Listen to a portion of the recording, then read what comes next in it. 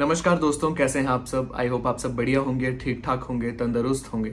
आज मैं आपके सामने एक नई हॉरर स्टोरी लेके हाजिर हुआ हूं और ये हॉरर स्टोरी मुझे भेजी है सूर्य ने, जो कि कुल्लू से हैं। ये स्टोरी है कुल्लू की और कुछ महीने पहले मैं कुल्लू गया था। आपने व्लॉग्स देखे होंगे बिजली महादेव के। तो वहाँ पे मेरे एक फ्रेंड है निशांत, मैं उनके पास रुका था 4-5 दिन। तो जो सूर्य है वो निशांत का फ्रेंड है और मेरी उस टाइम सूर्य से बात हुई थी। तो सूर्य ने मुझे बोला था कि मैं आपको जो हॉरर स्टोरी है वो मेल करूंगा, तो आप ज़रूर सुनाना। तो ये सूर्य की भेजी हुई स्टोरी है जो कि इनके नाना जी के साथ हुई थी। तो सूर्य के जो नाना जी हैं, इनका जो घर है वो है मणिकरण पार्वती जो वैली है, वहाँ पे एक छोटा सा गांव है। मुझे एग्जैक्ट प्रोनाउंसिएशन तो नहीं पता, छिंजर या चिंजार कुछ ऐसा इन्होंने लिखा है। तो वहाँ पे इनके नाना जी का घर है। तो सूर्य के नाना जी के बारे में पहले आपको मैं थोड़ा बता दूं। सूर्य के जो नाना जी हैं वो एक पुरोहित हैं। जैसे गांव में देवता वगैरह के मंदिर होते हैं, तो जो पुरोहित होते हैं पूजा पाठ और सब देखने वाले, तो वो पुरोहित हैं। और उन्हें कुछ टोटके वगैरह भी आते हैं, जैसे मंत्र सिद्धियां हैं उनके पास, कुछ ओपरा वगैरह हो जाए या भूत प्रेत की छटा वगैरह, तो जैसे उसका वो निवारण वगैरह करते हैं, जैसे उपाय बता के। तो स्टोरी कुछ ऐसी है कि जो सूर्य की नानी जी थे, उनकी जो सगी बहन थी, उनकी कोई रिश्तेदार थी, मतलब जो काफ़ी टाइम से बीमार चल रहे थे और उनकी जो है वो संतान नहीं हो रही थी, बच्चे नहीं हो पा रहे थे और काफ़ी टाइम हो गया था और वो काफ़ी परेशान रह रहे थे। तो उन्होंने जैसे सूर्य की नानी को बोला होगा कि आप मतलब उनसे पूछो कि क्या है टिपड़ा वगैरह, क्योंकि वो ज्योतिष भी थे एक्चुअली। सॉरी, मैं बताना भूल गया, जो सूर्य के नाना जी थे वो बेसिकली एक ज्योतिष भी थे। तो जो नानी जी की रिश्तेदार थी, बहन की रिश्तेदार, उन्होंने सूर्य की नानी जी को बोला होगा कि हमारा टिपड़ा वगैरह जो भी कुंडली होती है उन्हें बोलो कि एक बार देखें कुछ है तो नहीं, किसी ने कुछ किया तो नहीं है, कोई ग्रह दशा वगैरह तो नहीं है। तो सूर्य के जो नाना जी थे उन्होंने मतलब उनका जो टिपड़ा वगैरह था वो देखा। तो उन्होंने बोला कि ग्रह वगैरह तो मतलब सब ठीक है और ऐसा कुछ दिख तो नहीं रहा।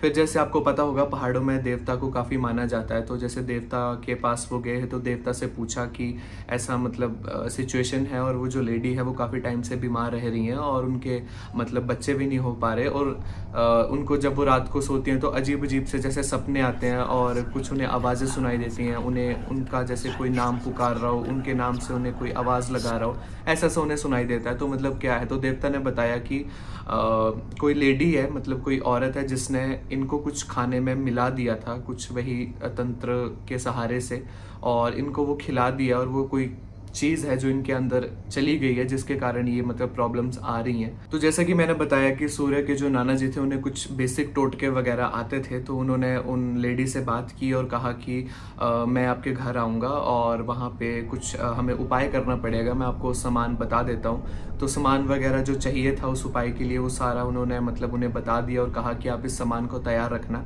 मैं आऊँगा। और ये जो मतलब उपाय है ये रात को नदी के किनारे होगा, शमशान घाट के आसपास, जहाँ पे जैसे मुर्दों को जलाते हैं उसके आसपास ये उपाय हमें करना होगा। तो वो जो लेडी थी उनका घर था जो बिजली महादेव वाला रास्ता है, वहाँ पे कोई एक छोटा सा गांव है, इन्हें भी उस गांव का नाम नहीं पता। तो मतलब उसी रास्ते में कोई गांव आता है, वहाँ पे उनका गांव था। तो जो इनके नाना जी थे वो गए वहाँ पे उपाय वगैरह करने और उन्होंने सामान वगैरह जो बताया था उन्होंने तैयार रखा था वहाँ पे।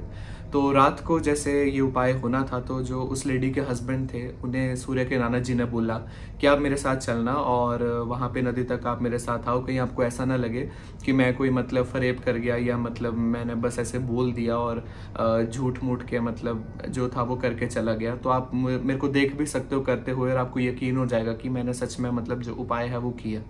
तो काफ़ी सामान जैसे था, तो ये दोनों लोग गए, सूर्य के नाना जी और उस लेडी का हस्बैंड, रात को 11-12 बजे के आसपास उस नदी के पास। तो वहाँ पे सूर्य के नाना जी ने उपाय वगैरह किया और जो भी चीज़ें जैसे चढ़ाते हैं कुछ ऐसी नेगेटिव एंटिटीज़ को, वो सब वहाँ पे रखी और अपनी जो सिद्धियाँ थी उनके पास, मंत्र वगैरह, वो उन्होंने जाप वाप किए सब। और वहाँ पे वो उपाय ख़त्म हुआ।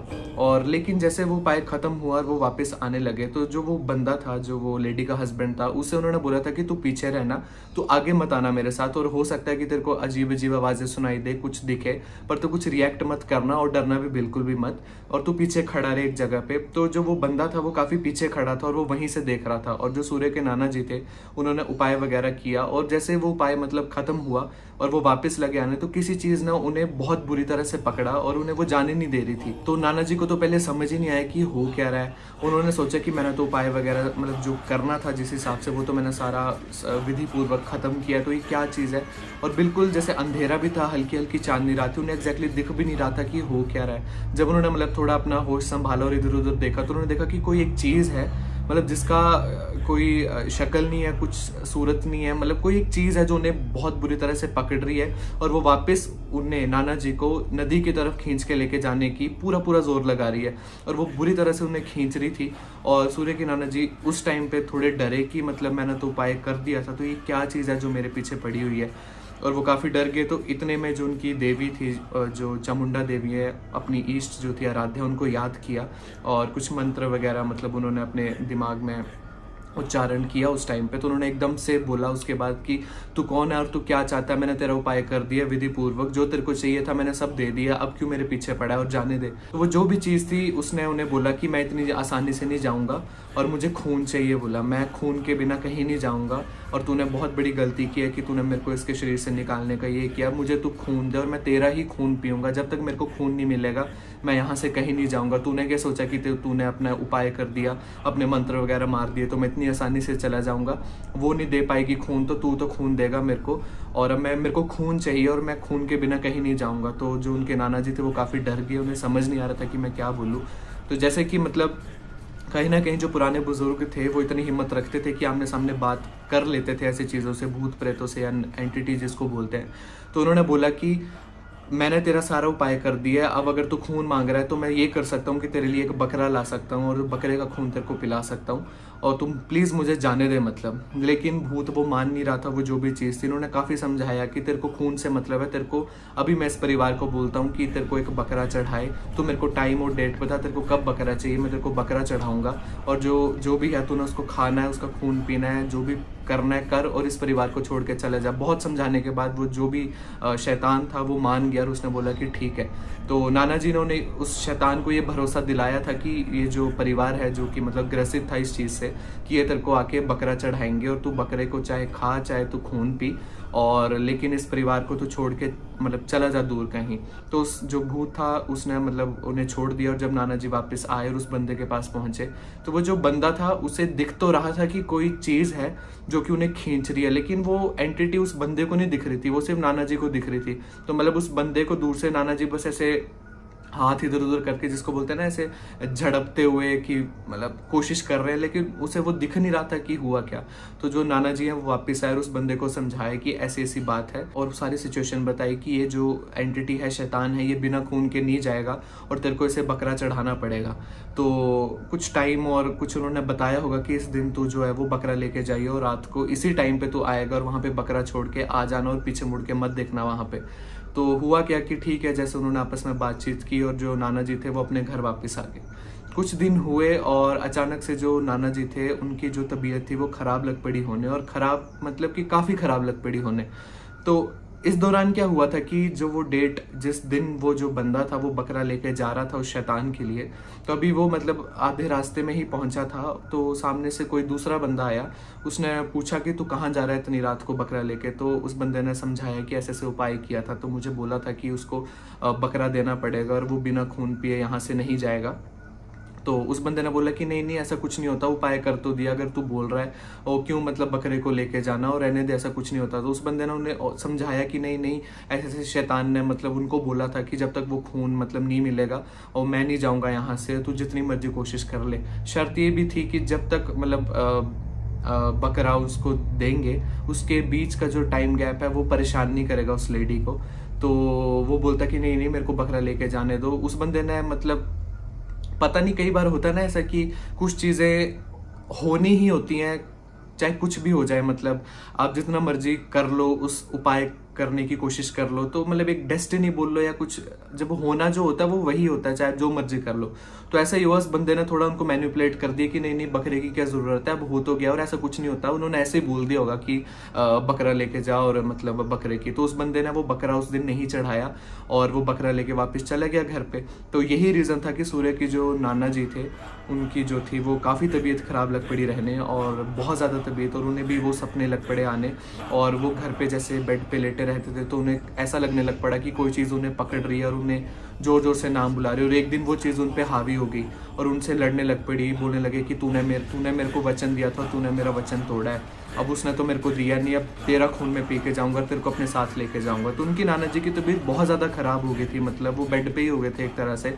तो नाना जी को उस टाइम पे समझ आया धीरे धीरे कि मेरे साथ ऐसा क्यों हो रहा है। इसका मतलब कि उसने उस दिन उनको बकरा नहीं चढ़ाया जिस दिन बोला हुआ था, और वो शैतान अब मेरे को परेशान कर रहा है। तो नाना जी ने बहुत समझाया कि मैंने तो अपनी तरफ से पूरी विधि मतलब पूरी कर दी थी, अब उसने बकरा नहीं चढ़ाया तो वो उसकी गलती है, तो मुझे क्यों परेशान कर रहा है। लेकिन शैतान वही बात पकड़ के बैठा था कि तूने मेरे से वादा किया था कि मेरे को खून मिलेगा, तूने अपना वादा पूरा नहीं किया, और अब मैं तेरे को लेके ही जाऊँगा, चाहे कुछ भी हो जाए, तेरा ही खून पीऊँगा।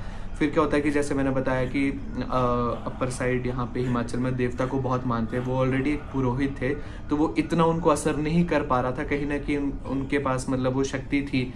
तो देवता को बुलाया गया घर पे। जो देवता होते हैं पहाड़ों के, आपने सुना ही होगा कितने ज़्यादा पावरफुल होते हैं, कितने शक्तिशाली होते हैं, और वो तो वैसे भी पुरोहित है। तो देवता को घर बुलाया, और देवता ने जैसे एक धागा सूत्र होता है, धागा, पूरा धागा मतलब बंधवाया घर पे कि उस चीज़ से, धागे से आगे वो चीज़ अंदर नहीं आ सकती। और कुछ मतलब देवता का एक सीक्रेट प्रोसेस होता है जिसमें मतलब भूत वगैरह ऐसे निकाले जाते हैं। तो उनसे जो नाना जी थे उनसे भूत वगैरह वो जो भी शैतान था वो देवता ने निकाल दिया। और बाद में फिर जब वो मतलब ठीक हो गए उनके नाना जी, तो ऐसा इन्होंने लिखा गया कि नाना जी ने बोला कि आज के बाद मतलब मैं ऐसा कोई काम करूँगा ही नहीं कि जिससे मतलब मेरे को ही हानि पहुँचाने वाले टाइम में। तो इससे मतलब इतनी ही स्टोरी थी। तो ये था कि जैसे इनके नाना जी को टोटके तो पता थे, कुछ कुछ पता थे, लेकिन ये नहीं पता था कि वो जो चीज़ है, शैतान है, वो इतना शक्तिशाली है। तो ऐसी सी स्टोरी थी, और अक्सर ऐसा पहाड़ों में काफ़ी कॉमन होता है। और ये जो चीज़ें होती हैं बहुत ज़्यादा पावरफुल होती हैं, और ये बहुत हट्टी जिद्दी जिसको बोलते हैं ना, जब तक इन्हें वो चीज़ मिल ना जाए ना, जब जिसकी ये डिमांड कर रहे हैं, ये इतनी आसानी से पीछा नहीं छोड़ती। तो ऐसा ही था, इसलिए वो पीछा मतलब नहीं छोड़ा उसने, शैतान ने, इतने टाइम तक उनका, कि क्योंकि उन्हें उसे वो बकरा मिला नहीं था जो कि इसके जो नाना जी थे सूर्य के, उन्होंने उनको वादा किया था। उनको वो चीज़ भी याद थी कि इसने वादा किया, तो इसने वो वादा पूरा नहीं किया, तो उसी को ही हार्म करा जाके। तो ऐसी सी स्टोरी थी, ज़्यादा डरावनी तो नहीं थी, बट एक इंटरेस्टिंग सी स्टोरी थी, तो मैंने सोचा मतलब आपको सुनाऊं। ऐसा ऐसा होता है कई बार पहाड़ों में, लेकिन इसका ये मतलब नहीं है कि आज के दशक में भी होता है, होता होगा। मैं नहीं बोलूँगा कि नहीं होता है। कई लोग बोलेंगे कि ऐसा कुछ नहीं होता, कई बोलेंगे होता है। तो सबकी अपनी अपनी मान्यता है। मैं यहाँ पे आपको स्टोरी सुनाता हूँ एज ए एंटरटेनमेंट पर्पज़, और आपको भी कुछ चीज़ें पता लगे पहाड़ों के बारे में। अब ये स्टोरी भी कितने साल पुरानी है, 25-30 साल पुरानी है। और उस टाइम तो चलो काफ़ी जैसे घर नहीं होते थे, और आबादी जो थी वो कम थी, तो ऐसी चीज़ों का दिखना या ऐसी चीज़ों का होना बहुत आम बात है। लेकिन अब धीरे धीरे इतनी पॉपुलेशन बढ़ गई है। तो ऐसी सी स्टोरी थी। तो आई होप आपको अच्छी लगी होगी, पसंद आई होगी। अगर आपके पास भी कुछ ऐसी स्टोरीज हैं जो इंटरेस्टिंग हैं, तो आप मुझे मेरी मेल आईडी पे भेज सकते हो। मेरी ईमेल आईडी है, स्क्रीन पे आपको दिख जाएगी, arindthepahadiboy@gmail.com। और मैं कुछ लोगों से माफ़ी मांगना चाहूँगा। आप लोग मेरे से गुस्सा हो जाते हो कि हमने आपको हॉरर स्टोरी भेजी और आपने सुनाई नहीं। तो मैं हर बार बोलता हूँ कि मैं जब आपको हॉरर स्टोरी के लिए बोलता हूँ, तो मैं आपसे ये एक्सपेक्ट करके चलता हूँ कि आप लोग मुझे कुछ अलग सी, यूनिक सी, इंटरेस्टिंग सी और थोड़ी लंबी स्टोरी भेजोगे। क्योंकि आज भी जैसे मैं कुछ स्टोरीज चेक कर रहा था, तो स्टोरीज मेरे को कैसे आई हैं, सिर्फ 5-5, 6-6 लाइनों की। तो वो क्या स्टोरी सुनाऊं मैं एक्सपेक्ट करता हूँ कि अब जैसे कुछ स्टोरीज होती है वो रेपिटेटिव होती हैं, जैसे ऐसा ऐसा कुछ हो रखा होता है और वो मैंने ऑलरेडी अपने चैनल पे सुना दिया होता है। तो आप मेरे रेगुलर सब्सक्राइबर्स हो, आप रेगुलर सुनते हो, तो मैं ये मान के चलता हूँ कि जब आप स्टोरी भेजो तो आपको मतलब थोड़ा दिमाग में ये भी हो कि ऐसी सी स्टोरी सुना चुका ऑलरेडी पहले, तो वही स्टोरी सेम क्यों सुनानी। लोगों को तो पहले लग जाएगा पता है कि अच्छा ऐसा ही होगा अब आगे। तो मैं हर बार एक्सपेक्ट करता हूँ कि कोई नई अच्छी सी, इंटरेस्टिंग सी, स्पूकी सी स्टोरी हो। तो एनीवेज बुक के बारे में बता दूं तो वो काम चला हुआ उसका, मैं थोड़ा बिजी हूं इसलिए टाइम दे नहीं पा रहा, लेकिन बहुत जल्दी बुक भी वो खत्म हो जाएगी जो मैं लिख रहा हूँ हॉरर स्टोरीज पे। और हो सकता है कि आपको जल्दी ही एक शॉर्ट हॉरर फिल्म देखने को मिल जाए। एक स्क्रिप्ट पे काम चल रहा है और कुछ प्रोडक्शन हाउस ने मेरे को अप्रोच किया था, तो लेट्स सी, अगर वो हो जाता है तो आपको बहुत जल्दी एक शॉर्ट हॉरर फिल्म भी देखने को मिलेगी। Till then take care and bye bye.